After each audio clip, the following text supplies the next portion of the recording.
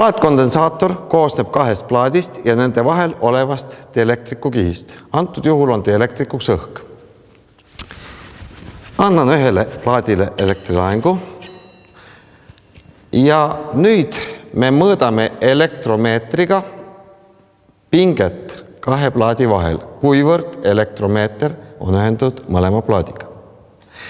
Kui me lähendame kondensaatori plaate teisele, siis elektromeetri näit väheneb.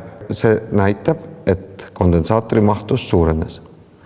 Viime plaadid teineteisest eemale, elektromeetri näit suureneb. Järelikult kondensaatori mahtus väheneb. Nüüd asendame õhk dielektriku viniplastdielektrikuga, mille dielektriline läbitavus on suurem kui õhul. Viies viniplastplaadi kondensaatori plaatide vahele, elektromeetri näit väheneb, järelikult kondensaatori mahtus suureneb, eemaldades plaadi, potentsiaalide vahe ehk pinge suureneb, järelikult mahtus väheneb.